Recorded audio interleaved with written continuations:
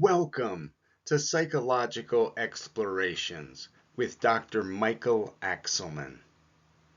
Today we'll explore the treatise The Solar Plexus, Abdominal Brain by William Walker Atkinson. This was written under the pseudonym Theron Q. Dumont.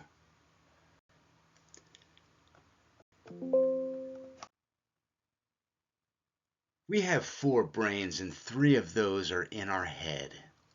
The one we'll be focusing on today is the gut, the solar plexus or abdominal brain, located in the upper part of the abdomen, behind the stomach, and in the front of the diaphragm, known as the pit of the stomach, which is a reservoir of life force, and we can think of it as the seat of life. The seat of the emotional nature of man is the solar plexus. As such, what we often think of as the heart or the sensibility of the heart is the solar plexus. No emotion is completely experienced until the physical states are expressed. Feeling, in short, is far more basic than ideative thought, far more primitive and fundamental in nature, and is evidently seated in far more primitive and fundamental nervous centers than the thinking brain. If we wish to regulate, control, and direct our emotional nature, we must begin at the seat and the center thereof, the solar plexus. Utilizing the thinking brain to influence the emotional center and thereby gaining emotional control. We begin this process through an awakening of the solar plexus. Tell the solar plexus or the feeling brain just what you wish it to do for you in the matter of arousing or repressing emotional feelings. Tell it what emotional feelings you wish it to develop or encourage, and which you wish it to restrain or repress. Say to it at the appropriate times, I wish to feel happy or cheerful. I wish to feel courageous or confident. Or on the other hand, tell it, I wish for you to prevent the feeling of fear, or depression, or of excitement, or of anger.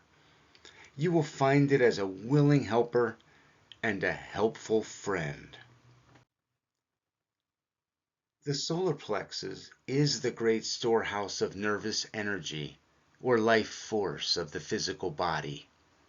It sends to this organ and to that gland the supply of nervous energy and vital force which is necessary to animate and energize those parts of the body. It also exercises a control over them in a way so closely resembling a mental control. It is indisputable that they employ the sympathetic nervous system as their mechanism, and that the solar plexus, or the abdominal brain, are the brains of that system. The brain-mind of the solar plexus, once aroused, become amenable and subject to appeals, demands, commands, and suggestions properly made to it. So awakening the solar plexus. Take a few deep breaths, then hold the inhaled breath instead of exhaling it, but only for a few moments.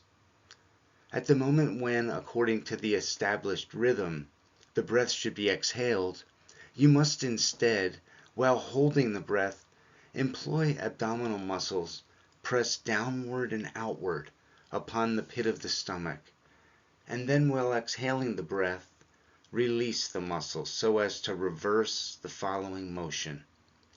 This outward and inward motion, along with breathing, can be performed 3 times, and then breathe normally.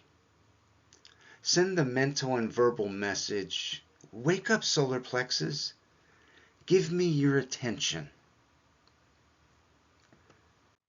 We use the solar plexus for emotional control, health control, physical energy and mind power. Tell the solar plexus the whole story.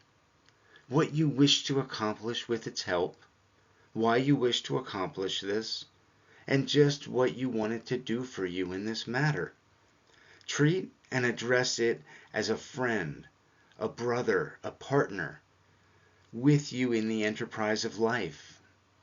You will find it a wonderful source of aid, encouragement, and practical help and efficient service. In closing, we'll focus on some solar plexus breathing exercises. We begin with stomach breathing. Breathe deeply and at the same time bear down gently in the region of the pit of the stomach, thus distending the abdomen in the front and on the sides. The invigorating breath. Inhale full breath through the nostrils. Pucker up lips but do not distend the cheeks. Exhale the breath with a strong blowing motion, but do not overexert. And finally, the stimulating breath. Inhale a full breath through the nostrils, open the mouth wide, then exhale the breath, puffing the air out of the mouth in one great puff, putting some life and vigor into the movement, though not overstraining.